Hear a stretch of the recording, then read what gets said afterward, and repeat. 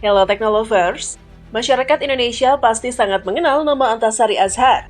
Antasari Azhar menjabat sebagai Ketua Komisi Pemberantasan Korupsi atau KPK antara tahun 2007 dan 2009 saat Susilo Bambang Yudhoyono masih menjadi Presiden Republik Indonesia. Antasari Azhar tampaknya tidak memiliki kehidupan yang baik selama menjadi pejabat. Antasari Azhar menerima hukuman penjara 18 tahun pada tahun 2009. Ia dipenjara atas keterlibatannya dalam kasus pembunuhan Nazruddin Zulkarnain, Direktur PT Raja Wali Putra Banjaran. Lelaki yang berasal dari Pangkal Pinang tersebut dinyatakan bersalah atas kasus pembunuhan berencana terhadap Nazruddin. Lama tak terdengar kabarnya, seperti apa kira-kira kabarnya sekarang?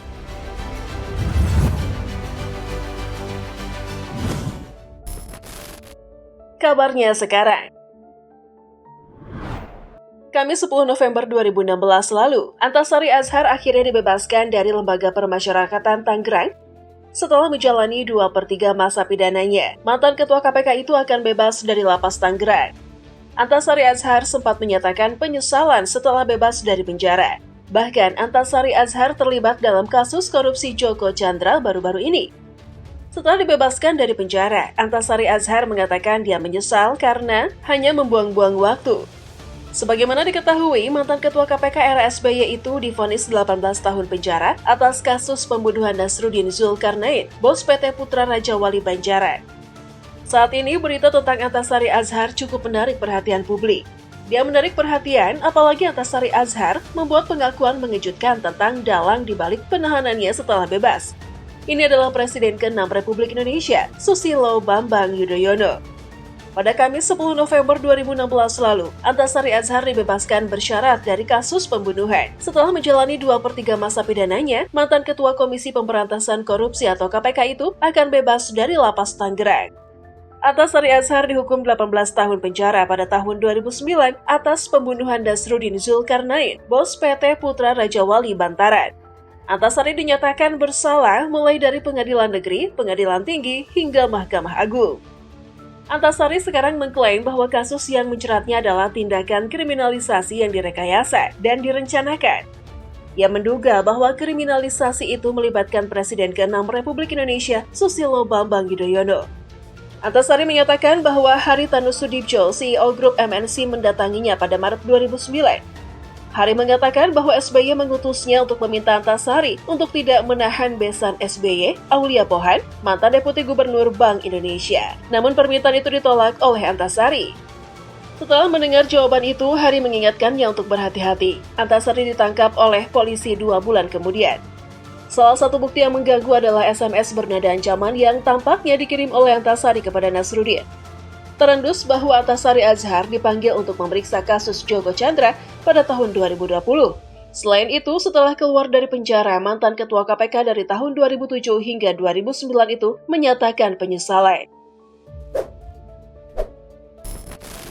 Penyesalan terbesar Antasari Azhar. Ex-Ketua Komisi Pemberantasan Korupsi Antasari Azhar mengaku telah menomorduakan keluarga selama menjadi jaksa hingga pimpinan KPK.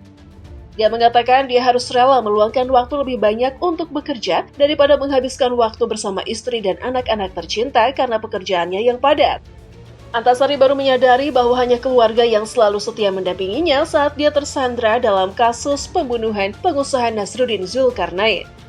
Antasari ingat bahwa keluarganya hampir tidak mendapatkan apa-apa selama dia di penjara. Oleh karena itu, keluarga tentu merasakan perbedaan saat saya berada di dalam dan saat saya berada di luar, kata Antasari.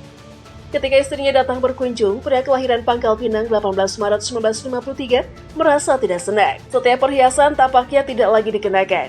Dia terus melakukan hal yang sama pada 2 putrinya. Putri sulungnya yang telah menjadi dokter mulai mencari pekerjaan baru. Keluarga tidak mengeluh tentang keadaan Antasari. Oleh karena itu, Antasari akan melakukan 2 hal, menghabiskan waktu bersama keluarganya dan mengganti semua yang mereka korbankan untuk hidup. Coba kita tengok biografi sosok satu ini ya. Profil. Antasari Azhar lahir di Pangkal Pinang 18 Maret 1953 dan dia melanjutkan sekolah dasar di SD Negeri 1 Belitung sebelum hijrah ke Jakarta.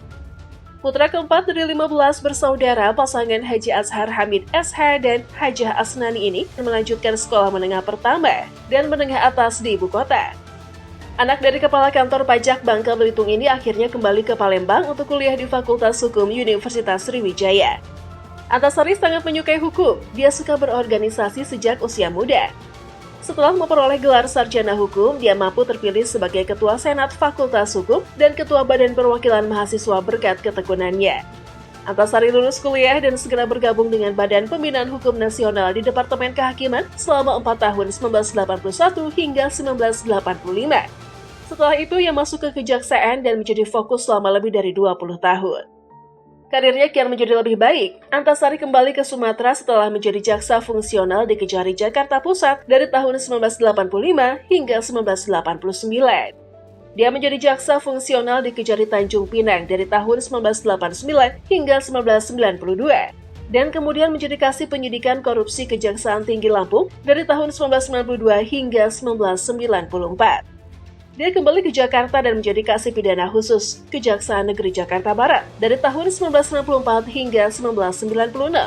Sebelum akhirnya menjabat sebagai Kepala Kejaksaan Negeri Batu Raja dari tahun 1997 hingga 1999.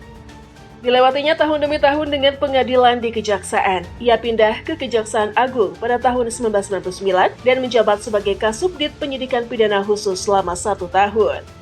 Antasari Azhar banyak mendapat manfaat dari pengabdiannya kepada kejaksaan. Pria berkumis ini telah mengikuti berbagai kursus dan pelatihan seperti Spamen, Spama, dan Spati, serta kursus spesialisasi tentang subversi, korupsi, dan lingkungan hidup. Dia juga sempat mengikuti pelatihan di luar negeri, seperti investigasi untuk hukum lingkungan, EPA Melbourne pada tahun 1996. Di tahun yang sama, bapak dua anak ini mendapatkan gelar Magister Hukum dari STIH IBLA. Atas kemampuannya yang di atas rata-rata, Antasari kemudian diangkat sebagai Direktur Penuntutan pada Jaksa Agung Muda Tindak Pidana Umum Kejaksaan Agung. Pada awalnya, Antasari Azhar hanya dikenal karena namanya, bukan karena prestasinya.